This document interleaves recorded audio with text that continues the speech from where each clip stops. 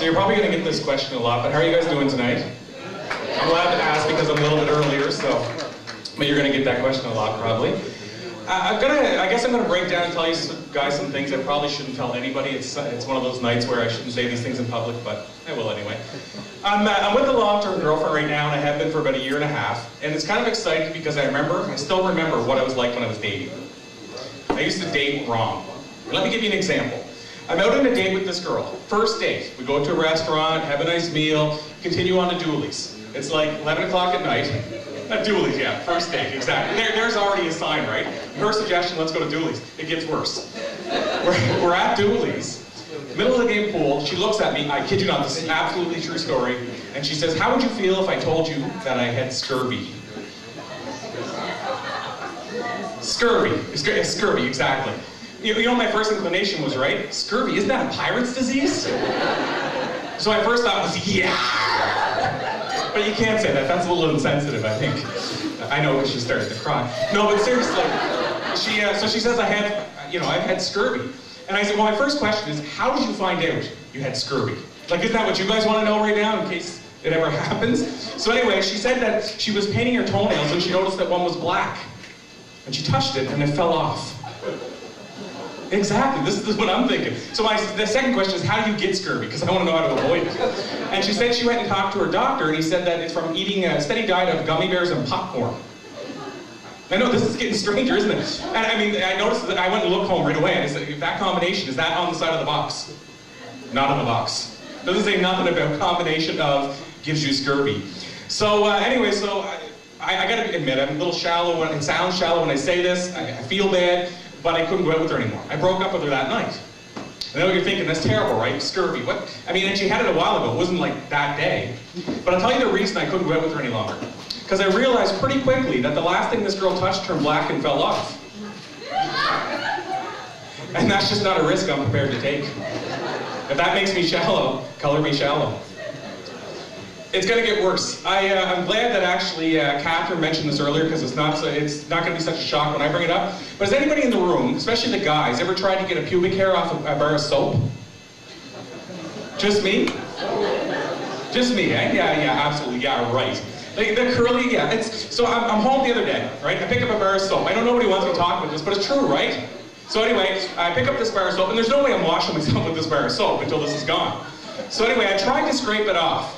And I discovered it's not easy to get off. It sticks, I'm not going to lie to you. So I'm digging, and all of a sudden it's like I got a hole in the soap, but guess what? Still hanging on. So anyway, finally I get it off, but guess what? Stuck on my finger now. Did you ever try to get it off your finger? So I throw it as hard as I can that way, and I run this way. It's like static, it comes right down on my leg. I'm not joking, this is absolute true story. So anyway, I finally decided that if this is what's going to happen, that I'm going to just avoid the middleman, and the next time I see that bugger in the bar of soap, into the garbage the soap goes. I say, because you can't get this stuff off. I'm serious. I was scraping that. It's ridiculous. It's honestly crazy. And I mean, it's going to get worse. I got to admit some things to you guys, because it's like therapy for me. It really is. And this is bad. I shouldn't tell anybody this, but I'm going to. How many people in here in the room tonight have a roommate right now? Roommate, show of applause. And the rest of you guys have had roommates at some point, probably. It's not easy living with other people, is it? About 10 years ago, I haven't really shared this story with anybody, so it gives me a little emotional. 10 years ago, wake up in the morning, I'm living with a couple of my buddies. I go into the bathroom, of course, we're partying the night before, and I start brushing my teeth. All of a sudden, it tastes a little funky. I know, I'm sorry in advance. I couldn't figure out why it tastes funky, but then I looked at the bar, like the toothpaste. And all of a sudden, I realized that, you know what? I'm not using toothpaste. I'm using hemorrhoid cream. I told you, I gotta admit some of these things. But anyway, so I don't know what to do with this, so I go see my dentist, because I don't know if this is crucial. Is this gonna hurt me? So anyway, I go to my dentist and I say, dude, like, is this gonna be severe? And he said, well, here's the bottom line. There's good news and bad news. I said, what do you want first? I said, give me the good news. He said, well, the good news is, you're probably not gonna get any cavities, or any cankers this year. I said, what's the bad news? And the dentist jumped back and he said, dude, you ate hemorrhoid cream. You know it's bad when your dentist says that.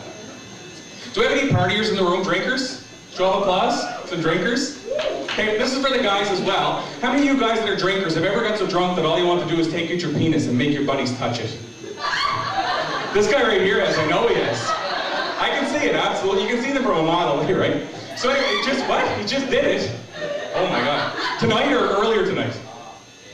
There you go. So anyway, you know what I'm talking about, right? But the funny thing is, usually when you're that drunk, when your buddy, you know, he finally touches it just to push it out of his face, correct me if I'm wrong, you have the nerve to call him gay.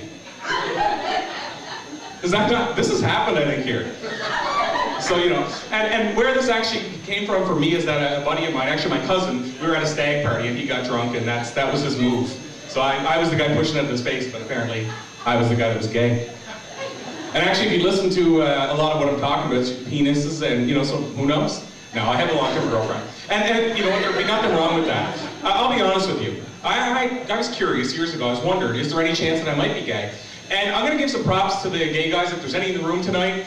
I'll tell you how I found out that I'm not gay. I went in for a colon examination. Exactly. And as soon as that 3-inch rod, that's it, went on my rectum, I realized that minute, this kid here, not man enough to be gay. Again, things you should never admit in front of a room of people. But I was talking a couple of minutes ago about that hemorrhoid cream that I put in my teeth. Well, you may not be able to see it from here, and hopefully you can't, but I have the yellow teeth. And again, you should never admit that to people in a room. But I don't blame myself for the yellow teeth, I blame the dental society. Can you guess why? When I was younger, probably like you guys, they gave me instructions for taking care of my teeth. Instructions for taking, I'm a guy. Give me instructions for taking care of my teeth is like giving me instructions for sex. I got one move. Turn. And then I'm done. That's all I got, right? So there's no point in giving me those instructions. I'm gonna finish off here with you guys by giving you an impression. You guys like impressions, first of all? You guys know who Chewbacca is, Star Wars? I think I heard somebody say she doesn't like impressions, but guess what? 3 or 4 said they do, and this crowd of people. So guess what? I'm going to do the Chewbacca impression. So you guys know who Chewbacca is from Star Wars, obviously. All right, so here's Chewbacca, and I apologize in advance. When he first met Han Solo,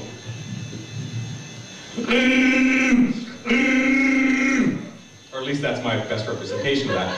Or Chewbacca when he first met Luke Skywalker. And Chewbacca when he first met the lady, Princess Leia. Hi, I understand your name is Princess Leia and that you like your men hairy. Well, this kid here is tall, dark, and handsome, and he's all Wookiee. That's right, I said Wookiee. Leave me with this thought, guys. We get a lot of, guys get a lot of flack. They say that we don't do a lot of thinking. And I have to argue with that, because you know what? I don't know, I can't speak for every guy in the room, but me, myself, I've been thinking since the day I was born. I've been thinking outside of the box since the day I was born. And you know what I've been thinking about? Creative ways to get back inside the box. That's one for all the ladies out there. So thank you guys very much. You guys have a great rest of your show. And thank you for supporting Halifax Comedy.